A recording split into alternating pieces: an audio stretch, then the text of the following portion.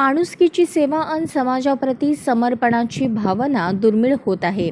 चीनच्या युद्धाप्रसंगी डॉक्टर द्वारकानाथ कोटणीस चीनमध्ये जाऊन त्यांनी माणुसकी जोपासली. आजही तिथे कोटणीस यांचे नाव घेतल्यावर चीनची नवी पिढी नतमस्तक होते.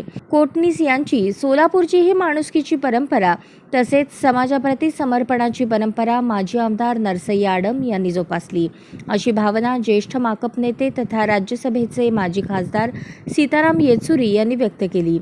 ज्येष्ठ साम्यवादी नेते नरसय्या आडम यांच्या आत्मचरित्र ग्रंथाचे प्रकाशन सीताराम येचुरी यांच्या हस्ते झाले. याप्रसंगी ते बोलत होते. नॉर्थ कोर्टच्या मैदानात सायंकाळी 7 वाजता प्रकाशन सोहळा झाला. आडम यांच्या 79व्या जन्मदिनानिमित्त प्रकाशन झाले.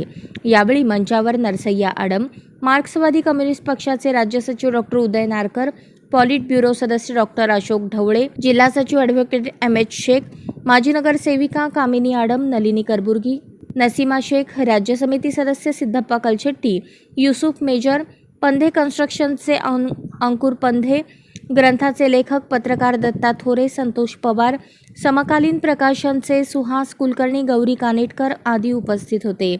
युसुफ शेख यांनी प्रमुख पाहुण्यांचे स्वागत केले.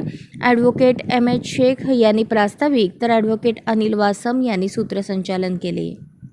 उनको लेकर आए हम यहाँ पे और उनके हाथ से उसका उद्घाटन हुआ और उस उद्घाटन के बाद दिल्ली जाते जाते वापस दिल्ली जाने के बाद पार्लियामेंट में उन्होंने एक दिन बुलाकर हमको बोला, काश आप जैसे लोग और तुम्हारे लीडर जो सोलापुर में हैं ऐसे लोग देश के अंदर और पैदा हो कि अच्छा काम करें, जो भलाई का काम करें मजदूरों के लिए।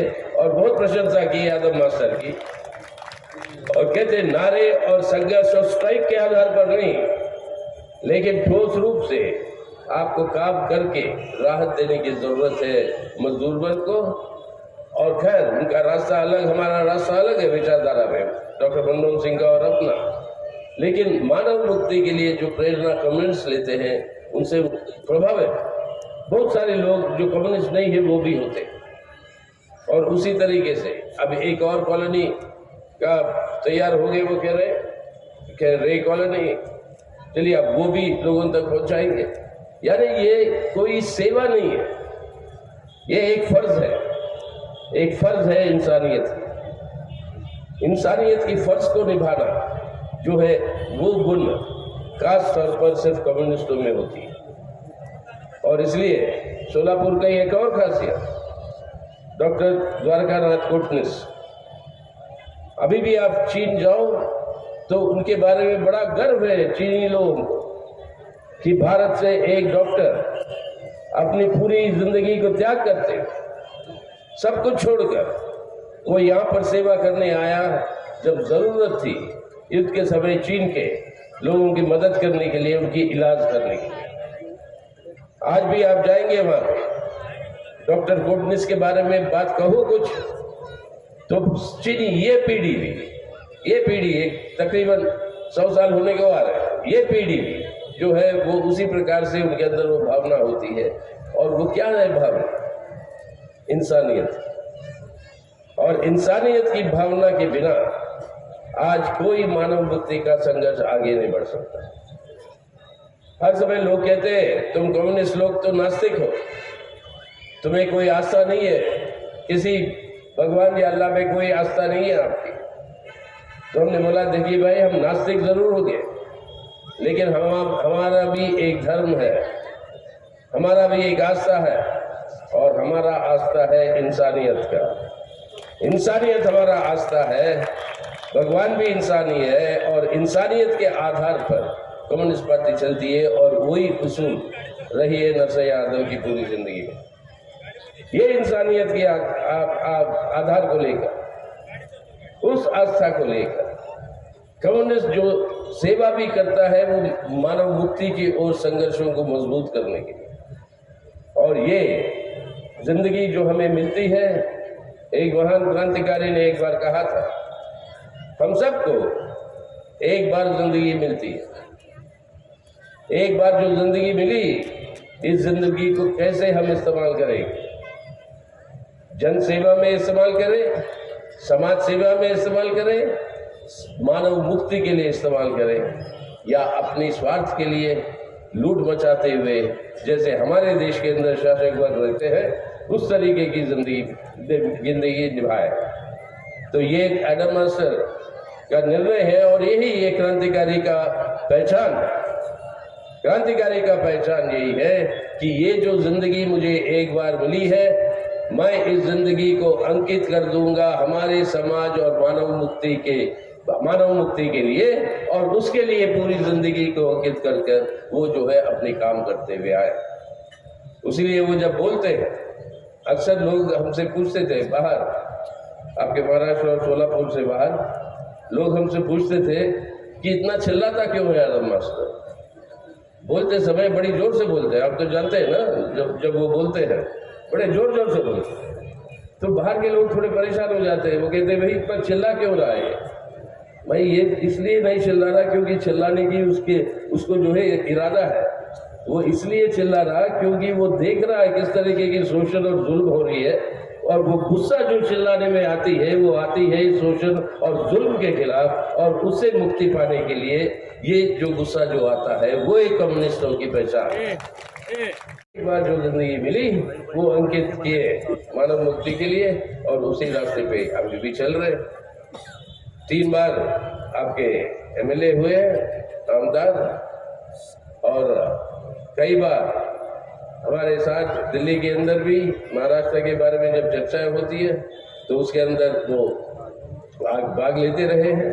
लेकिन ये दोनों बातें याद रखिएगा, जो आज़ादी के संघर्ष में शहीद जो हुए अपने 4, उनका उसूल था एक ऐसा देश जो ब्रिटिश हुकूमत की गुलामी से छुटकारा पाकर एक ऐसी व्यवस्था बने जहां पर कुशलता के आधार पर बिना शोषण की व्यवस्था को कायम कर सके।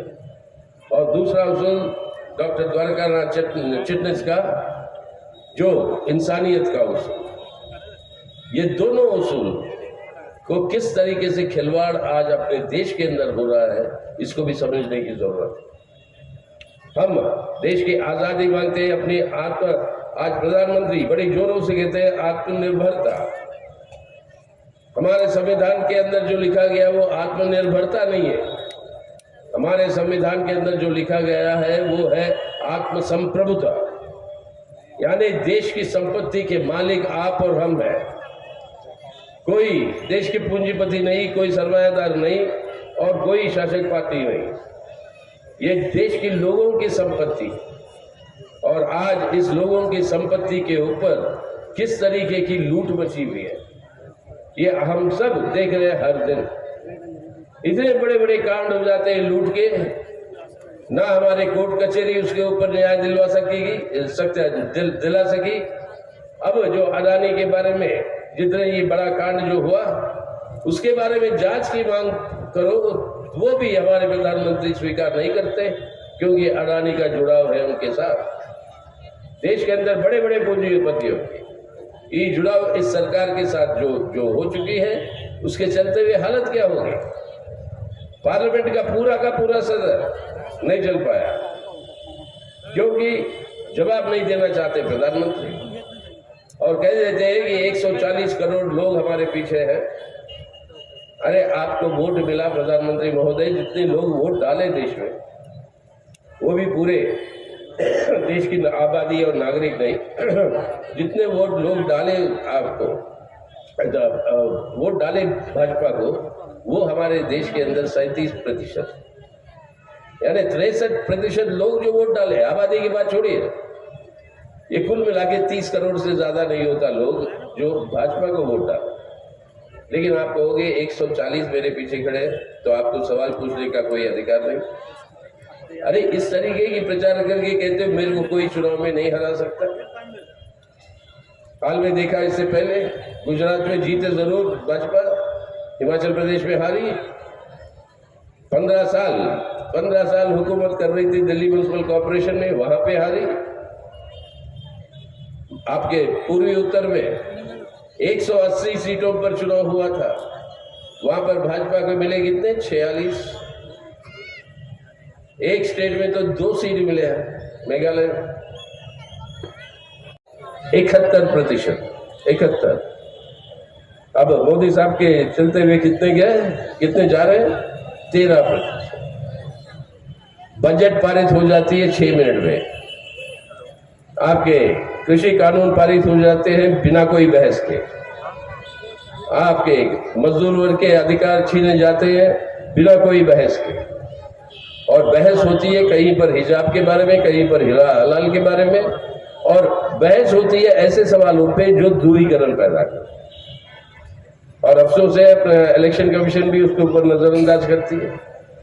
इस बार देश के गृह मंत्री कर्नाटक में जाकर बोले कि उनके खिलाफ वोट डालने का मतलब है कि वो टीपू सुल्तान को वोट डाल रहे हैं। क्या मतलब क्या है इसका? सिर्फ यही है कि जो हमारे खिलाफ है वो मुसलमानों के साथ है और मुसलमान हिंदू के बीच में तनाव पैदा करो ताकि उसके फायदा मिले। अब इस तरीके से हमारे देश के अंदर जो एक किस्म की भाईचारा की बात, इसको बर्बाद करने पर ये तुली हुई है। और जिस तरीके से टारगेट है बुलडोजर पॉलिटिक्स लिया कर या आपके टारगेट करके हमारे मुस्लिम भाई बहनों के ऊपर अटैक्स जो इस तरीके से जो करवा रहे कि उस नफरत को पैदा करके उसका राजनीतिक फायदा होगा। तो ये सब जब देश के अंदर गंभीर समस्या है, एक इमारत के उद्घाटन में लगे रहते हैं और उसके अंदर भी गलत ऐतिहासिक परंपराओं के बारे में मतलब दावा करना, वो सेंगोल को ले आए। अरे ये अब समझाने की समय आई फिर से। हमने सोचा हमारे पैदा होने से पहले जब देश आजाद हुई तभी भारत ने समझ गया कि एक आजाद देश का जनतांत्रिक व्यवस्था का मतलब क्या। अब ये सेंगोल को ले आकर इनको राजाभिषेक जो किया गया मोदी साहब को, उस सेंगोल का व्यवस्था क्या था? एक राजा और एक प्रजा। राजा राज करेगा, प्रजा जो है राजा को स्वीकार करता है। जनतांत्रिक व्यवस्था में उसूल क्या है? एक देश और देश का नागरिक। राजा प्रजा की जगह देश और नागरिक, और हर नागरिक की औकात, हर नागरिक की अधिकार बराबर। और ये जो है आज फिर वापस ले जाना चाहते हैं देश को राजा प्रजा की व्यवस्था। अब ये सवाल आपके और हमारे सामने है कि भाई क्या चाहते हैं हम? कि भारत वापस जाए भूत के अंधेरे में, या भारत को हम ले जाएंगे भविष्य के उजाले में? ये है सवाल। और आदम मास्टर पूरी की पूरी जिंदगी उसी पे लगे हुए हैं कि हम जो है भविष्य के उजाले में जाएंगे, ना कि भूत के अंधेरे में। भूत के अंधेरे में जाने वाली राजनीति को हम हराकर भविष्य के उजाले में अपने देश को ले जाएंगे। ये है। लेकिन उनको एक और काम बाकी है। आज उनकी तो नहीं, पूरे पार्टी को एक और काम बाकी है, क्योंकि आज ये कहते हैं कि अब क्या हमारी अमृतकाल आ रही है अगले 25 सालों में। बहुत अच्छी बात है अगर अमृतकाल आए, लेकिन अमृत का जन्म कहाँ पे होता है, कब होता है? जब समुद्र मंथन होती है। एक कलश में अमृत आता है, एक कलश में विष आता है, जहर। और जो हमारे पौराणिक कहानियों में जो बताया जाता है, क्या होता है? गलत लोगों के हाथ में अमृत का कलश पड़ जाता है, वो उसको लेकर भाग लेते हैं। अब देवता है परेशान कि भाई वो तो गलत लोगों के हाथ में चला गया, अब क्या करें? वो अलग कहानी है। जैसे तेगर जो भी किया है वो करके वो वापस ले आते हैं। लेकिन सवाल क्या है? अमृत का कलश अगर गलत लोगों के हाथ में गिर जाता है तो वो एक बहुत बड़ा खतरनाक है, उससे सर्वनाश होने का संभावना। आज उस अमृत के कलश, अगर अमृत काल ही चाहिए तो उस अमृत के कलश को हमें जनता के हित में वापस ले आने की जरूरत है। अगर वो करना है बिना जन संघर्षों को तेज किए, वो संभव नहीं। तो इसलिए आज इन जन संघर्षों को तेज करके अमृत का फायदा हो आम आवाम को। अगर आम आवाम को फायदा होना है इस अमृत का, तो वो संघर्ष करके जनता के हित में इस अमृत को वापस ले आने की जरूरत है। और वो एक बहुत बड़ा आज हमारे लिए कर्तव्य है। अगर उसको हासिल करना है तो पहले अपने भारत को बचाना है आज इन ताकतों से, और बचाना है तो इसलिए हमारी अपील सभी विपक्षी पार्टियों को, धर्मनिरपेक्ष विपक्षी पार्टियों के लिए, कि आज एकजुट होकर पहले अपने देश को बचाएं। चर्चाएं शुरू है, कई सारे पार्टियों के बीच में चर्चाएं चल रही है, और कर्नाटक के चुनाव ने दिखा है ये संभव है। एक बार जनता तय करती है तो तय करती है, उसके लिए कोई पीछे हटने का सवाल ही पैदा नहीं होता।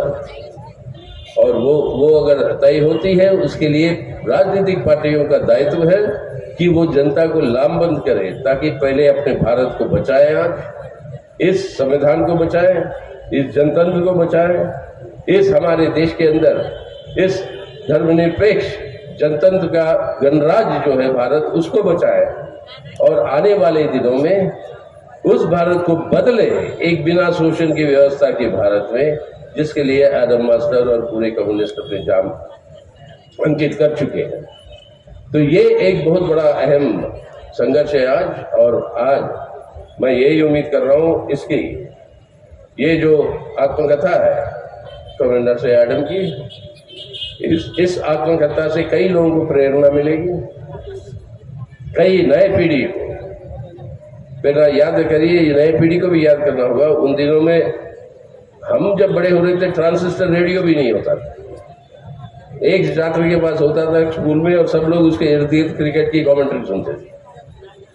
आज तो सबके पास दो दो सेलफोन, ये सब यंत्र आ गए, लेकिन उस जमाने में जिस तरीके से देश के हित के लिए काम करने की प्रेरणा इन्होंने दी, उससे सीखकर हम समझते हैं कि ये आत्मकथा जो है ये प्रेरणा देगी नई पीढ़ी को भी आने वाले दिनों में। और एडम मास्टर खुद अपनी ये संघर्ष को आगे को भी जारी रखेंगे, और बड़ी लड़ाइयां हैं, और इन लड़ाइयों को हम आगे इस बार ले जाएंगे और जीतेंगे। और क्यों एडम मास्टर चलेगा ना, ये चलेगा। वो तो नारा देने में मतलब ये है कि अभी ये लड़ाई है, कह रहे एडम मास्टर, आगे और लड़ाई है, और इन लड़ाइयों को हमें आगे ले जाना है। तो आने वाले दिनों में बड़ी खुशी की बात है कि मेरे हाथों से ये किताब का विमोचन हो रहा है, और इसके लिए मैं आभारी हूँ। और आज आपसे यही अपील है, आइए हम लोग सब मिलकर आज हमारे भारत को बचाएं, ताकि आने वाले दिनों में एक बेहतर भारत का निर्माण कर सके। हम उम्मीद कर रहे हैं आप सब लोग, जैसे कर्नाटक के लोग आए, आप भी महाराष्ट्र के अंदर जरूर आएंगे, और ये काम हम कर पाएंगे और हम जीतेंगे। इस उम्मीद के साथ हम आप सबसे विदा लेते हैं। इंकलाब जिंदाबाद।